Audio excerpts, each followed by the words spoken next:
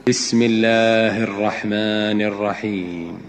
لا أقسم بهذا البلد وأنت حل بهذا البلد ووالد وما ولد لقد خلقنا الإنسان في كبد أيحسب أن لن يقدر عليه أحد يقول أهلكت مالا لبدا أيحسب أن لم يره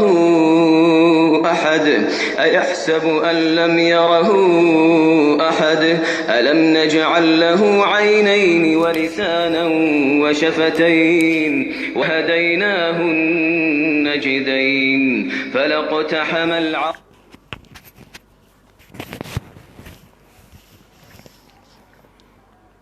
بسم الله الرحمن الرحيم. السلام عليكم ورحمة الله وبركاته. الحمد لله رب العالمين والعاقبة للمتقين ولا عدوان إلا على الظالمين. أشهد أن لا إله إلا الله وأشهد أن محمدا عبده ورسوله. اللهم صل وسلم على هذا النبي الكريم وعلى آله وصحبه ومن دعا بدعوته واستنى بسنته إلى يوم الدين.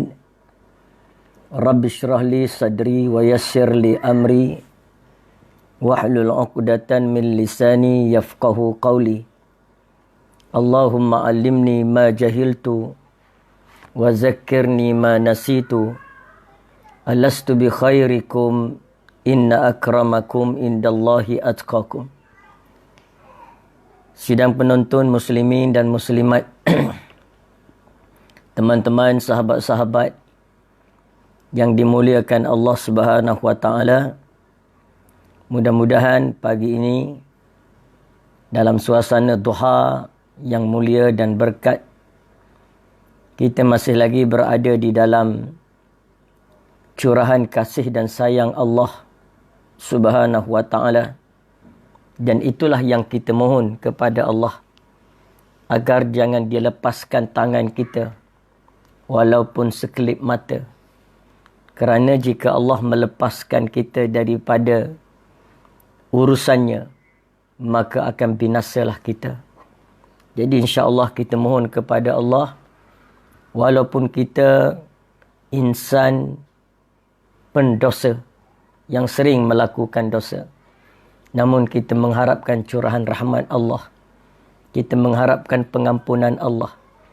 Ya Allah, ampunilah kami sebelum daripada kami memohon kemaafan dan keampunan kepadamu. Jadi insya-Allah pagi ini kita akan sambung kuliah duha kita yang sudah pun masuk pada siri yang ke-12, yang berkaitan dengan hadis-hadis akhir zaman. Jadi setakat ni kita sudah pun pergi kepada 3 hadis. Hadis induk. Tetapi dalam pecahan perbincangan itu, kita telah datangkan beberapa hadis-hadis yang menyokong setiap apa yang ada di dalam hadis utama ataupun hadis yang menjadi maudhu' kuliah duha kita. Baik, kita masih lagi berada pada hadis yang ketiga, iaitu hadis daripada Abdullah bin Mas'ud, yang beliau menyatakan bahawa pada akhir zaman tidak akan berdirinya kiamat. Bahkan antara sifat-sifat yang wujud yang ada ketika dunia menjelang kiamat ataupun dunia yang berada di ambang kiamat, maka antaranya Nabi telah sebut yang pertama, salam hanya diberi kepada orang-orang yang dikenali sahaja. Dan kemudian kita dibawa membincangkan tentang berleluasanya perniagaan, berada di mana-mana, hatta di kedai-kedai di kampung-kampung yang pedalaman pun ada kedai, ada perniagaan. Sehingga maju tak majunya perniagaan pada masa itu, tumbuh di sana, tumbuh di sini, bagaikan cendawan selepas hujan, sehingga dibantu oleh kaum wanita. Isteri-isteri yang sepatutnya belum pada tu berada di rumah, urusan rumah tangga, tapi kerana perniagaan makin maju, isteri terpaksa turun tangan membantu suami-suami. Dan kemudian kita juga telah dibawa perkara yang ketiga, iaitu memutuskan silaturrahim. Dan ini yang kita bincangkan akhir sekali pada pagi semalam, iaitu memutuskan silaturrahim. Baik, kita telah disebut semalam bahawa apakah dia silaturrahim itu menurut pandangan Islam. Jadi Islam ni dia ada pandangan dia. Persaudaraan. Bersaudara itu apa? Persaudaraan. Maka pertama sekali kita kena ingat ialah ukhuwah, persaudaraan, kasih sayang itu adalah anugerah Allah. Itu kita tak boleh nak buat-buat. Hatta dengan siapa pun. Anak dan ibu tak boleh nak buat-buat. Ibu nak buat-buat sayang pada anak. Tak boleh. Sebab tu kadang-kadang ada ibu yang buang baby dia, bayi dia di mana-mana. Ada ibu bapa itu yang kita cerita perkahwinan yang tidak sah. Yang tak nak lahir anak yang menyusahkan mereka, takut dikenali, takut diketahui kejahatan mereka. Itu yang tidak sah. Yang sah pun ramai yang abaikan anak-anak mereka. Kenapa? Kerana Allah cabut kasih sayang daripada hati insan pada akhir zaman. Jadi sampai peringkat mak, ibu bapa tak sayang lagi kepada anak. Dan belum lagi kita kira anak yang tidak sayang kepada ibu bapa. Yang abaikan ibu bapa, yang tidak melayani mereka dengan baik, tak bertanya khabar, itu kita tak kira lagi. Maknanya Allah Ta'ala cabut. Dan sampai ada yang sanggup saman ayah dia. Kerana dikatakan ayah tidak memberikan hak pusaka secara adil. Ayah tak layan dia dengan baik dan sebagainya. Dia saman ayah dia. Dan ada yang dapat harta pusaka bila ayah dah tua. Rumah itu dia kongsi dengan, dia duduk dengan ayah dia. Dia halau ayah. Ibu dah meninggal, tinggal ayah yang tua. Ataupun ayah meninggal, tinggal mak yang sudah tua. Kerana nak menguasai pusaka, harta pusaka, tanah pusaka. Ada yang saman ibu bapa mereka sendiri. Ada juga ayah yang saman anak dia. Adik-beradik jangan ceritalah lagi. Adik-beradik sudah agak jauh pada akhir zaman. Dia adik-beradik ni dikira dekat ketika ibu dan bapa masih ada. Dan ketika mana? Ketika masing-masing adik-beradik itu belum ada keluarga. Tapi bila mak ayah sudah meninggal, masing-masing sudah ada keluarga, maka ketika itu mereka merasakan tak perlu lagi kepada saudara-saudara mereka, adik-beradik mereka. Ini lantaran kerana apa? Kerana sudah ditarik perasaan kasih sayang, perasaan ukhuwah, perasaan persaudaraan di kalangan manusia, walaupun bersama dengan kaum, dengan orang-orang yang akrab, yang rapat dengan mereka.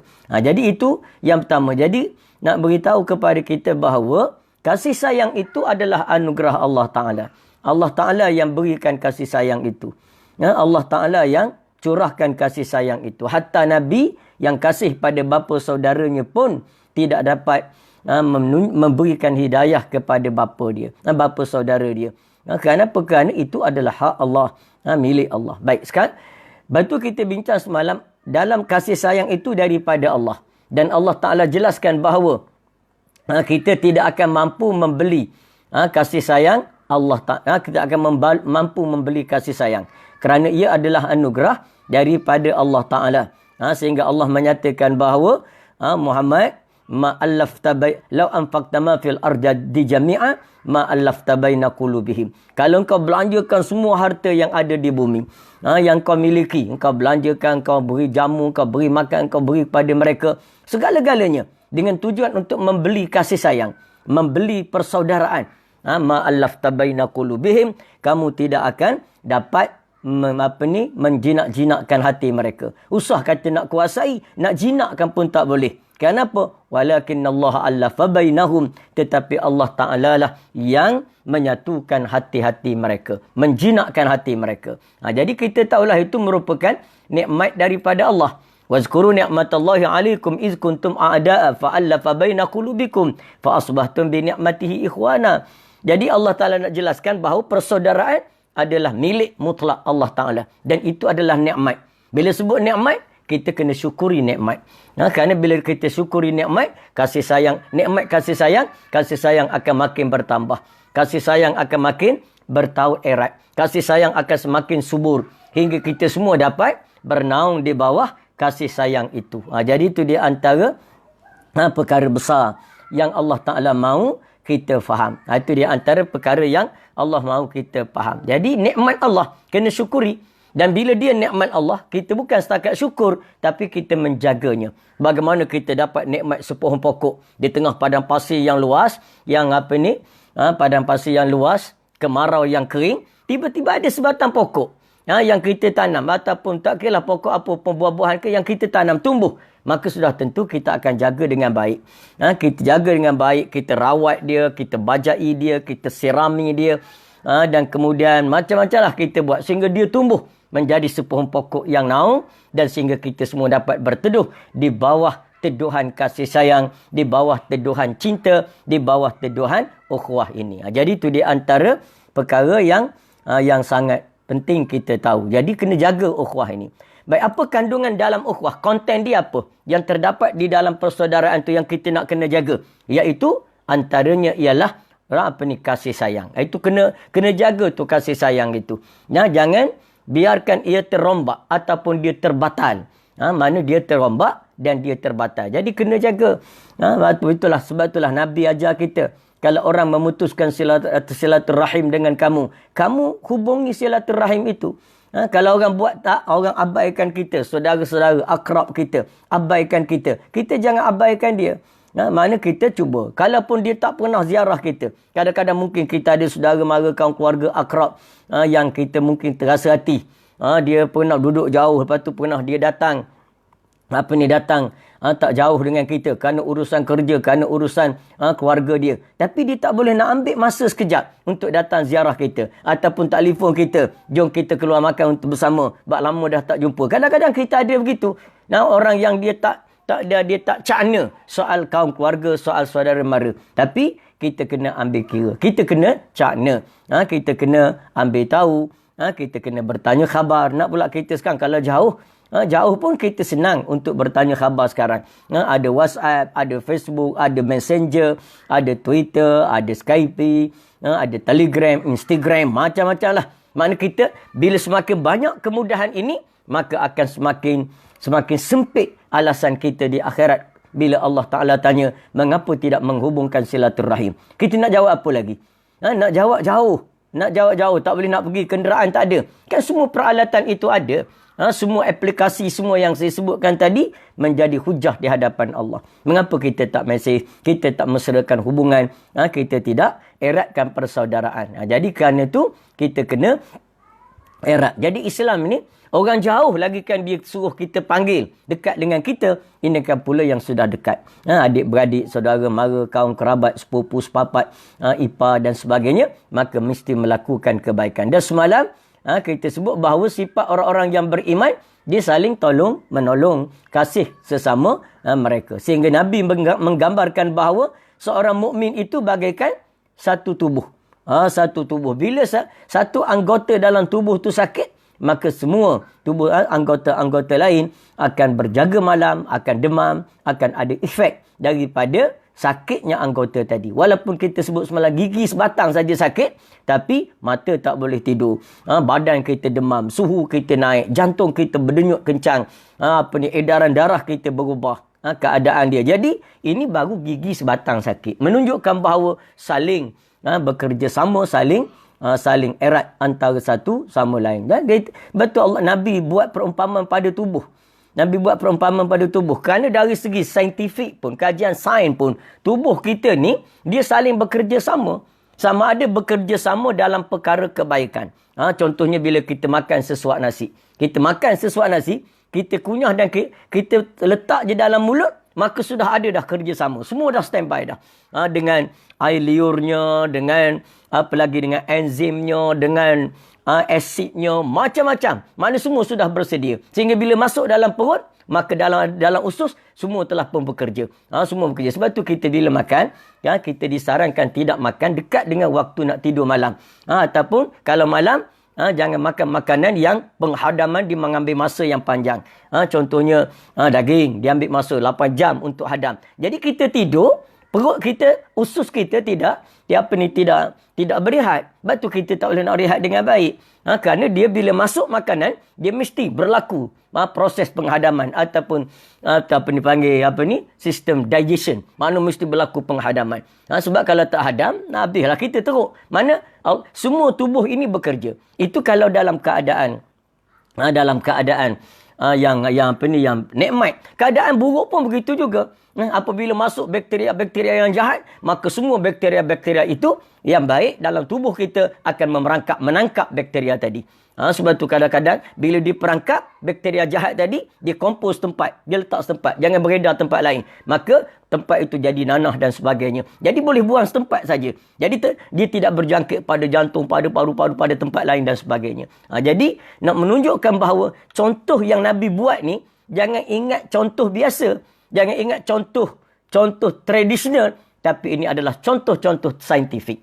Sebab tu tuan-tuan kalau beli buku berkenaan dengan i'jazul Quran, berkenaan dengan mukjizat Al-Quran dari sudut saintifiknya. Begitu juga i'jazul hadis, makna tentang keajaiban atau mukjizat yang ada dalam hadis Nabi. Nabi tak bercakap main-main. Nabi tak bercakap. Contohnya di antara apa? Antaranya Nabi kata, kalau minum, kamu jangan bernafas dalam gelas. Nampak biasa aja. Nampak biasa. Tapi rupanya bila dikaji secara saintifik, dia adalah sangat besar dari segi rawatan, perubatan, kedoktoran dan sebagainya. Kerana kita bila kita bernafas dalam gelas, bermakna nafas kita, karbon dioksida akan masuk ke dalam minuman. Jadi kita minum karbon dioksida itu. Kita minum sesuatu yang akan memudaratkan kita.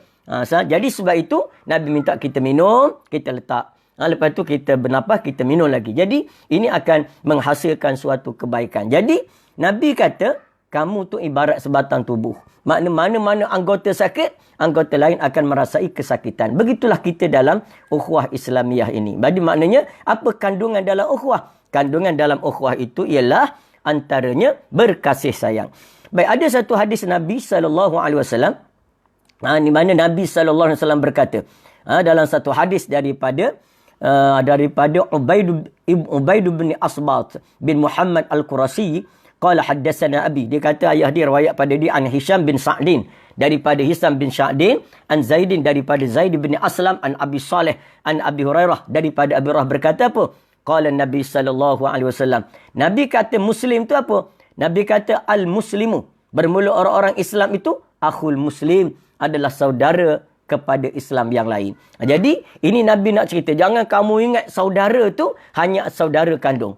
Saudara yang ada adik-beradik. Itu pun kalau kita belajar tentang faraid, kita belajar tentang hukum keluarga Islam berkenaan dengan perkahwinan. Jadi, kita akan tahu nanti. Makna keluarga tu ada yang mahram kerana beripar, yang mahram kerana mahram kandung, yang mahram kerana semenda, yang mahram kerana penyusuan. Jadi semua tu, dan termasuk saudara kita tu siapa? Makna luar daripada lingkungan tadi. Maka semua orang-orang Islam adalah saudara-saudara kita. Jadi makna sebab tu bila kita duduk dalam Islam ni, kita luas.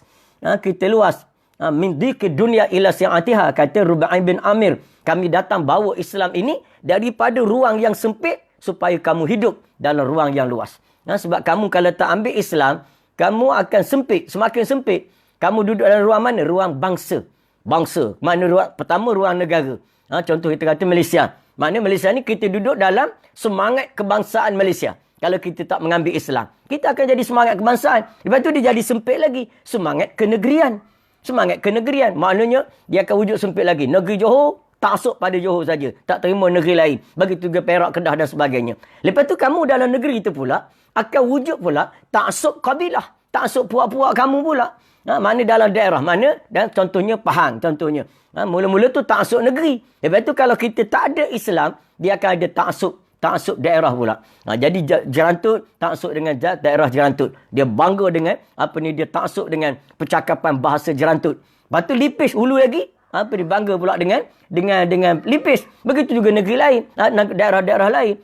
Lepas tu kalau dalam satu daerah tu pula, dia ada keturunan lain pula. Dia ada keturunan lain. Hak tu kabilah tu, hak ni kabilah ni, hak tu Jawa datang, hak ni Banjar, hak tu Melayu, hak ni macam akan berlaku makin sempit. Jadi Islam ni nak bawa kita supaya jadi luas. Jadi luas dengan mana? Tak ada luas selain pada Islam. Bila Muslim, pergilah. Bukan setakat daerah, bukan setakat negeri, bukan setakat persekutuan semenanjung, bukan setakat benua, bahkan dunia.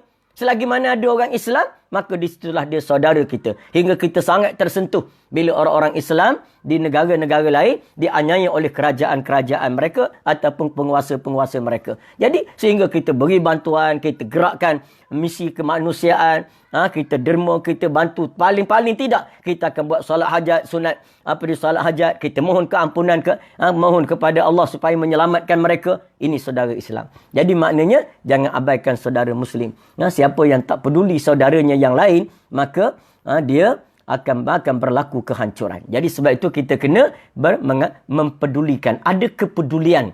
Jadi ini mungkin boleh boleh dibantu bukan saja melalui kuliah.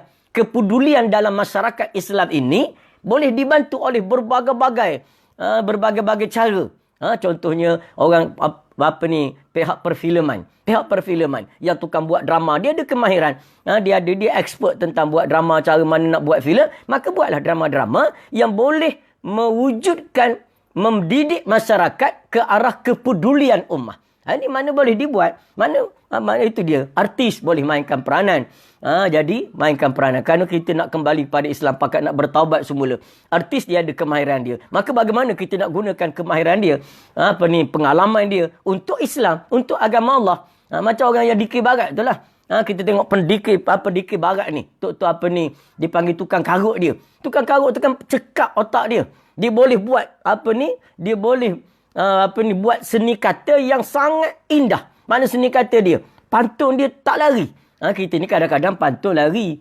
Pantun lari begitu. Tapi dia tak, mana tepat pantun dia. Dengan pasangan kata-katanya, kalimatnya. Jadi kalau orang ni, dia gunakan kemahiran dia untuk memuji Islam, buat dikir barat Islam. Jadi kalau pendikir barat buat dikir barat Islam, maka begitu juga dengan producer filem. Jadi buat filem-filem yang boleh mendidik masyarakat. Jadi kerana masyarakat ni bila dia tengok drama tu, mudah untuk dia mempengaruhi dia. Jadi itu juga satu saluran.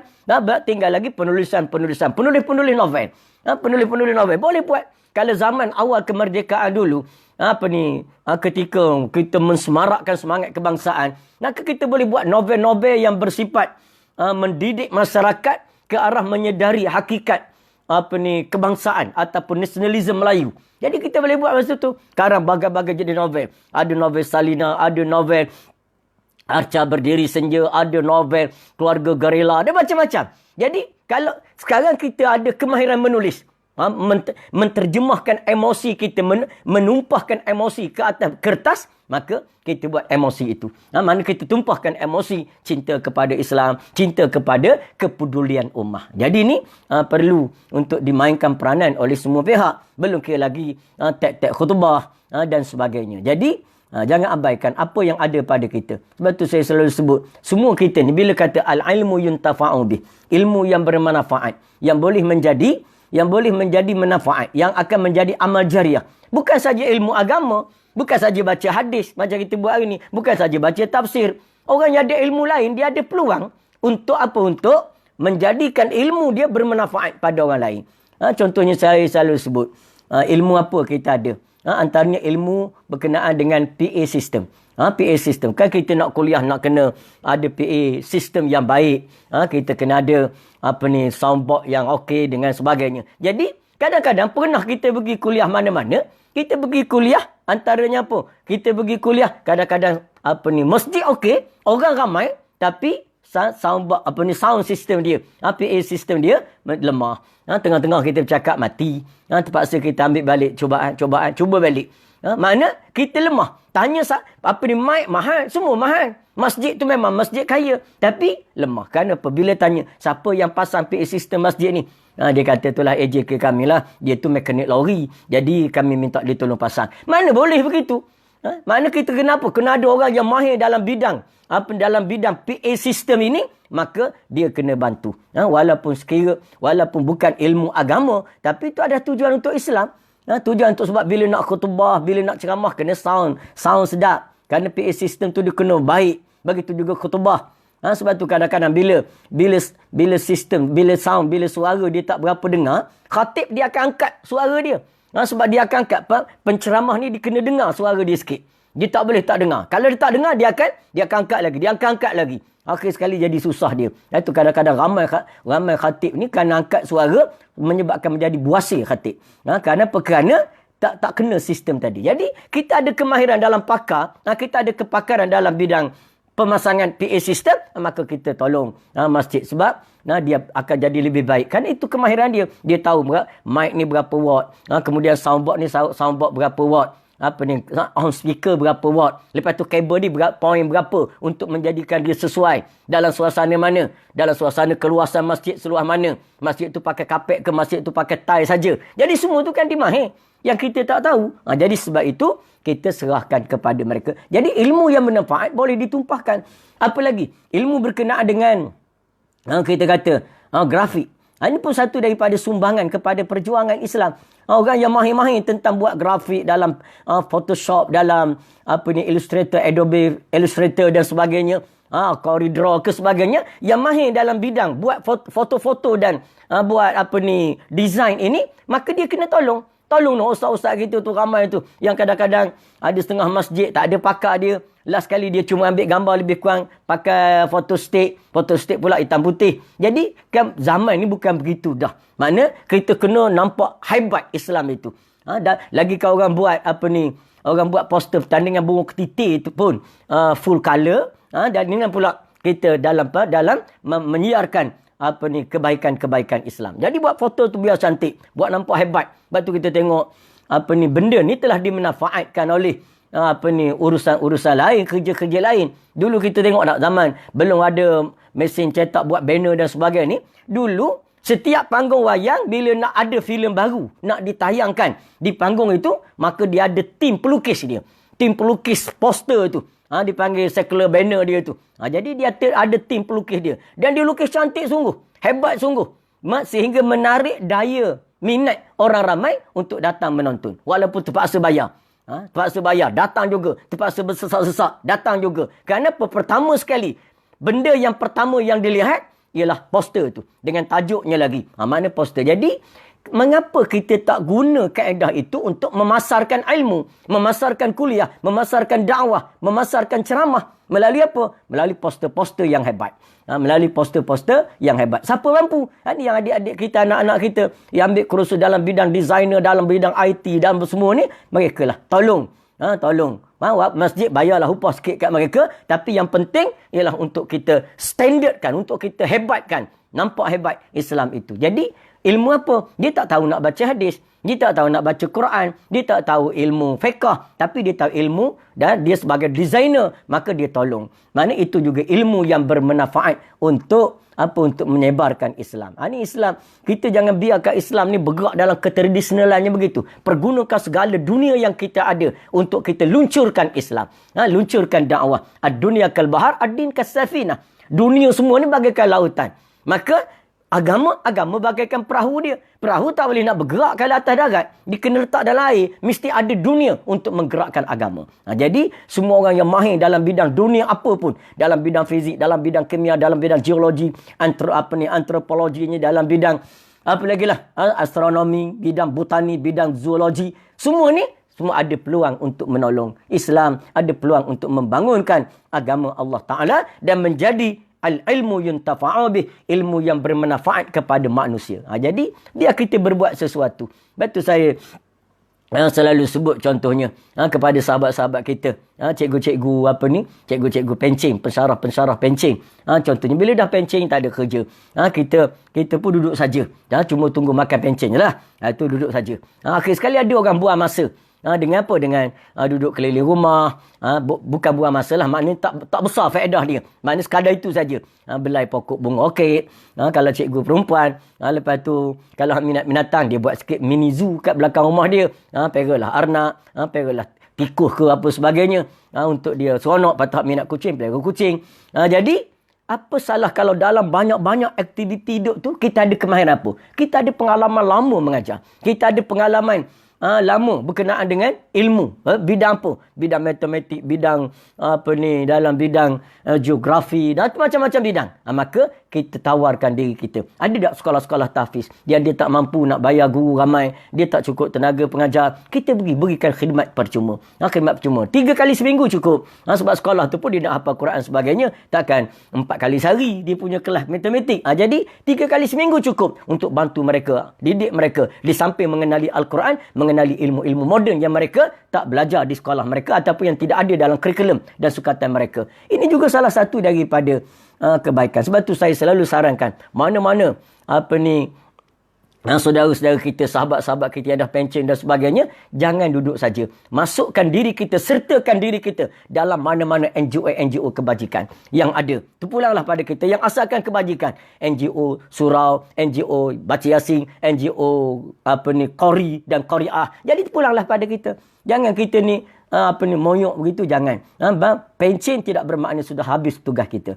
Begitu juga belajar. Bila habis belajar, tak bermakna sudah berakhir dunia study kita, tidak. Bahkan kita kena terus membaca, terus study, terus mengkaji. Yang mungkin kita dah banyak tertinggal banyak perkara. Jadi kita ulang balik. Itu saya sarankan begitu.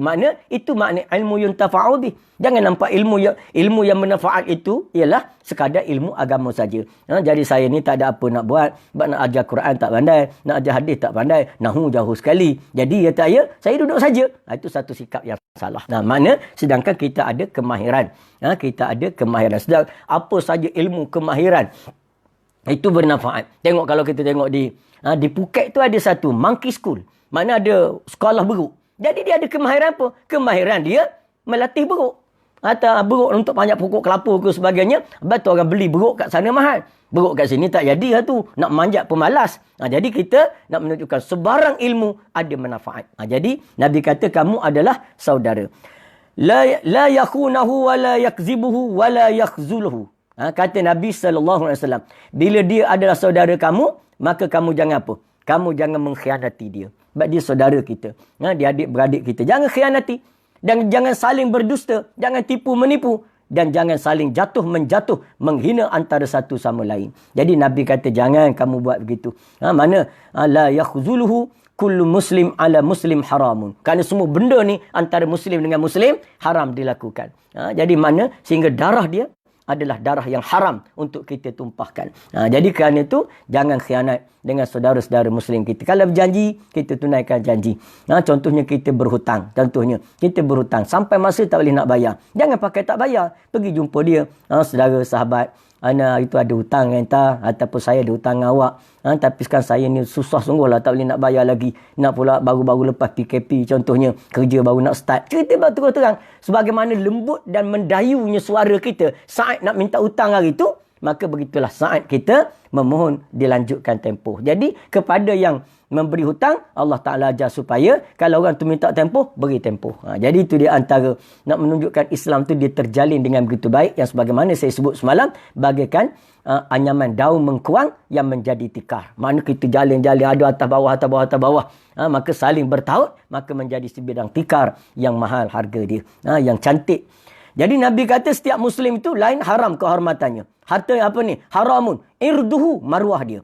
Wa maluhu, harta dia. Wa damuhu, dan dan darah dia. Jadi maknanya seorang Muslim tu haram untuk kita rosakkan, kita carikan maruah dia. Sebab tu kena jaga maruah sahabat kita. Kalau ada orang burukkan sahabat kita, kita kena cipta berbagai-bagai alasan untuk tidak percaya kepada cerita itu. Jadi makna ke arah itu Islam.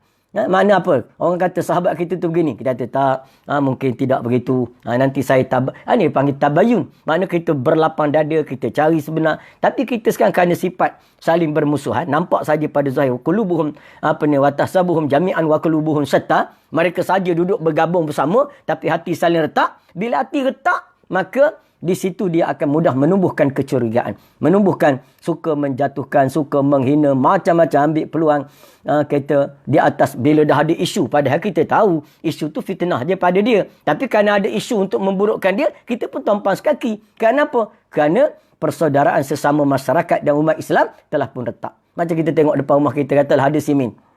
Ada court badminton lah kata. Ada court badminton depan rumah kita.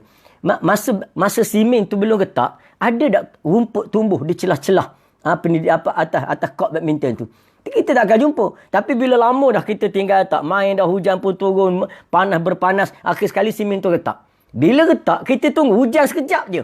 Kita akan nampak rumput-rumput menghijau di celah-celah retakan tadi. Maka begitulah hati manusia. Bila persaudaraan, bila ukhuwah sudah retak, maka akan tumbuh permusuhan, akan tumbuh fitnah. Akhir sekali, makin jurang tu makin luas, menyebabkan dalam zaman Arab dulu, kabilah berlaku perang kabilah.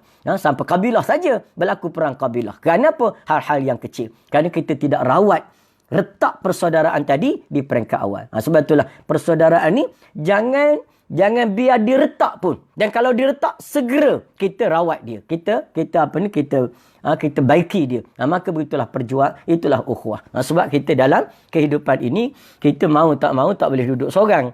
Masyarakat, sebab manusia ni dipanggil makhluk sosial. Makna Allah Ta'ala jadikan dia sebagai makhluk sosial. Kita tak boleh duduk senyap. Kerana kita saling membantu antara satu sama lain. Sebab tu dalam Islam ada sistem zakat dan sebagainya. Kenapa? Kerana sebelum daripada orang miskin yang layak terima zakat memerlukan pertolongan orang kaya, sebelum pada tu sebenarnya tanpa kita sedar, orang kaya memerlukan pertolongan orang miskin. Sebelum pada tu, dia nak jadi kaya tu macam mana? Kita nampak macam orang kaya orang miskin berharap pada orang kaya. Orang susah, orang kampung, orang tak ada kerja berharap kepada orang kaya. Tapi kita tak sedar bahawa sebelum orang miskin berharap kepada orang kaya, dan sebenarnya orang kaya itu yang berharap kepada orang miskin. Mana? Sebelum dia kaya itu, sebelum dia kaya, dia buka kedai besar contohnya. Dia buka kedai minimarket kampung dia. Baik, minimarket kampung dia tu siapa yang membeli? Orang kaya? Tak, orang miskin. Orang kaya tak beli kat kedai kampung dia tu. Orang kaya tu pergi beli pasar raya besar di bandar sana. Dan kadang-kadang tu benar-benar pula pilih tu. Tak beli dekat dengan sebagaimana saya sebut baru ni. Nak beli baju, dia tak beli kat pasar minggu. Orang kaya tu orang hebat-hebat. Dia tak beli kat pasar minggu. Dia tak beli kat kedai pakaian biasa. Butik Zakaria. Dia tak beli kat situ.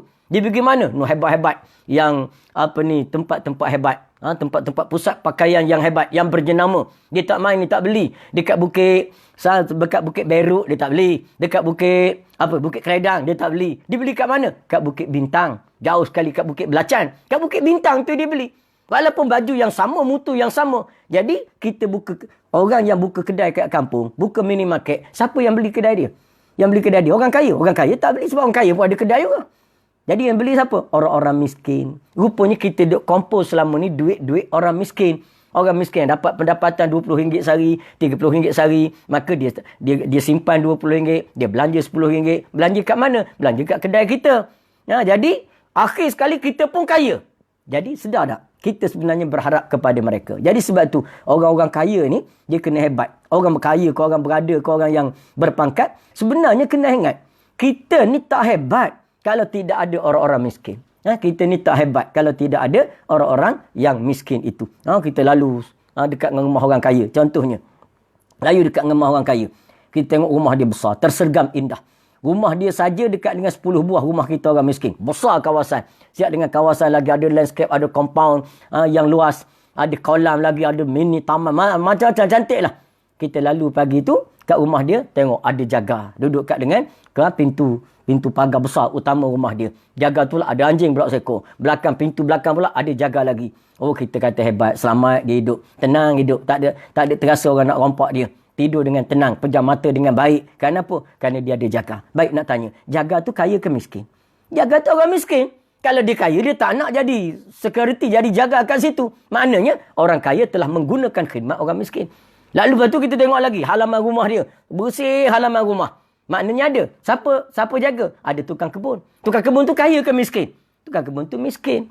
Dan tu kita tengok pula dia dengan makan dengan enak, hidangan dia penuh. Dia masak sendiri orang kaya? Tak.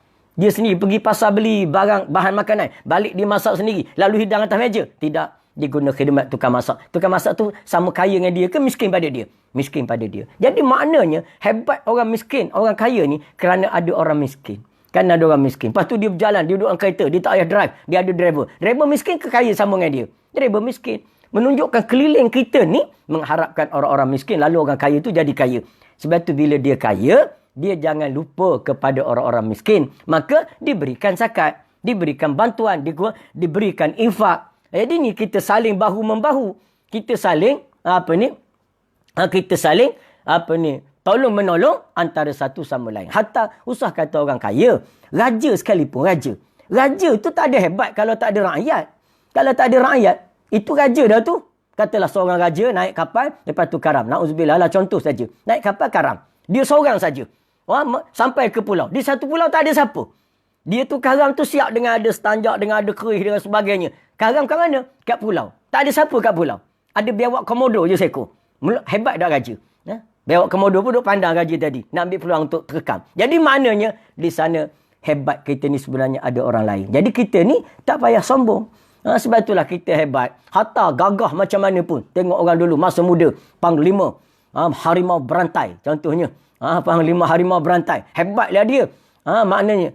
Lawan orang tak payah pakai tumbuk. Pakai isyarat mata saja. Berjalan hebat. Tim 7 bangsa dia. Mengalahkan semua. Juara-juara di dunia persilatan. Tapi tengok bila tua. Bila tua umur dah 70 tahun. Ada Parkinson pula. Kena orang pimpin. Dulu melompat boleh. Berapa melompat? 5 meter sekali melompat. Tinggi dia. Sekarang, nak langkah longkang pun lemah. Itu maknanya berharap pada siapa? Berharap orang tolong dia. Berharap anak supaya pimpin dia. Berharap orang lain supaya kasih pada dia. Jadi, sebenarnya tak payahlah kita sombong. Apa pun kedudukan kita. Kerana apa? Hakikatnya, kita akan berhajat kepada manusia. Paling tidak, bila kita mati. Nak agak ke siapa? Tu nak agak kepada dua orang miskin. Hak tukang mandi mayat. Dia lah tukang golek kita, golek kiri. Seluk sana, seluk sini. Maknanya, kita berharap kepada manusia. Jadi, boleh nak sombong. Tapi dengan syarat, kita dunia ni hidup, tak berhajat pada manusia. Lepas tu kalau mati, kita bergolek pergi sendiri kat kubur. Lepas tu kita carilah jalan. Macam-macam nak terjun dalam lubang. Jadi, kalau boleh begitu, boleh sombong. Tapi kalau tak boleh begitu, jangan. Jadi bodoh pula kita. Jadi sebab itu, Nabi ajar jangan khianati saudaramu. Jangan khianat. Jangan tipu dia. Dia kan saudara kita. Dia kan adik-beradik kita. Kadang-kadang yang kita tipu tu orang kaya-kaya, orang hebat-hebat yang berilmu lah contohnya. Tipu orang-orang miskin. Masuk kampung beli tanah dengan harga murah, bukan harga pasaran dan sebagainya. Ambil kesempatan atas kemiskinan orang-orang miskin. Ambil kesempatan atas kepayahan orang-orang yang payah. Ini orang zalim. Ini orang macam ni, Allah Ta'ala tak akan tengok muka dia di akhirat nanti. Kenapa? Kerana Allah benci sangat. Jadi sebab itu kita kena jaga. Jadi jaga maruah dia apa? Haramun. Kullu muslimin ala muslim. Seorang orang muslim atas muslim yang lain, haramun haram. Haram tu maknanya tak boleh kita cerobohi. Apa? Irduhu ialah maruah dia. Maruah dia, ada orang burukkan nama dia, kita defend dia. Biarlah kita tak tahu apa-apa pun lagi. Tapi kita defend, kita jaga dia. Kemudian, wamaluhu, harta dia. Jangan curi harta dia. Itu saudara kita. Justru pada akhir zaman, mencuri macam-macam jenis. Tengok sekarang ada scammer dalam telefon. Ya je dia. Beritahu kita ada kes di mahkamah. Sekian, siap dengan dia. Sebab maklumat semua bocor dah. Kita rasa macam maklumat kita terpelihara. Tapi kerana semakin maju dunia, sebenarnya keselamatan semakin tipis, berkurangan. Sebab apa? Sebab kita kata takkan. Sebab sekarang kita tengok kunci rumah. Dulu tak pakai kunci rumah, tak pakai mangga. Zaman dulu mana ada mangga? Zaman dulu rumah pakai selak-selak begitu saja kampung. Lepas tu ada mangga. Lepas tu sekarang pula kunci pula. Pakai apa? Pakai digit, nombor digit, tekan. Cuma tuan rumah saja tahu. Lebih hebat lagi, pakai ibu jari. Hebat lagi, pakai bercakap. Macam cerita Ahmad Al-Bab tu rupanya dah ada dah. Rupa ada dah sekarang. Pergi dekat dengan pintu. Contoh disebut nama dia. Haji Zainuddin. Pintu pun terbuka. Kalau sebut Zainuddin tu pun kalau Zainuddin tak terbuka lagi. Kalau Zainuddin tak terbuka juga. Hebat pintu sekarang. Jadi kita rasa apa? Harta akan selamat. Dunia makin selamat. Kerana adanya kecanggihan dalam ciptaan kunci-kunci dan selak-selak rumah ni. Tapi tanpa kita sedar, si pencuri pun dia mengkaji setiap masa. Dia pun meneroka kemajuan. Sekarang dia sampai dia boleh curi melalui komputer. Dia boleh curi melalui online. Dulu nak curi, kena pergi ke bank. Nak mencuri. Bahkan tu ada yang lagi agresif. Bawa jentolak. Pergi tarik mesin ATM. Itu pencuri bodoh yang tu. Itu pencuri bodoh. Maka pencuri mana? Iaitu pencuri Sekarang makin orang maju mencipta alat-alat keselamatan, maka makin maju pula perampok-perampok, pencuri, penjenayah, penjahat untuk mencuri. Jadi lagi hebat. Mana kita tengok kadang-kadang kita rasa macam hebat dah kita. Buat tabung besi kat masjid. Dray pada tiang. Mana kalau nak curi tabung, kena curi dengan tiang-tiang sekali. Kalau nak curi tiang, kena curi dengan masjid-masjid tu sekali. Kira-kiranya selamat. Tak ada. Kadang-kadang kena curi ke budak-budak je. Budak-budak datang, bawa chewing gum je. Bawa gam getah tu, dipakai benang, diulur dalam lubang, lekat duit, ditarik naik, dimengais, dimancing. Dapat ke dia lebih kurang RM70 sehari. Jadi maknanya, dunia ni sebenarnya semakin tidak selamat. Semakin maju, semakin tidak selamat. Sebab itulah, setiap masa dunia ini di mana zaman pun mengharapkan pendidikan amanah, pendidikan akhlak dan moral. Ini pendidikan agama.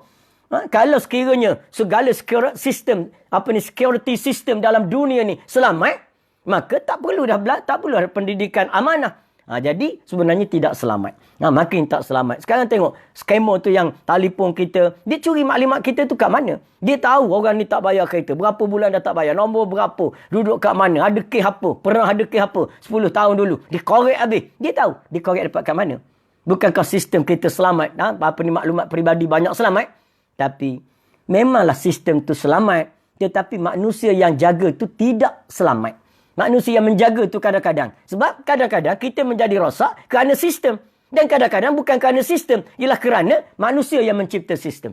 Manusia yang mengawal sistem. Dan kalau dia tak ada amanah.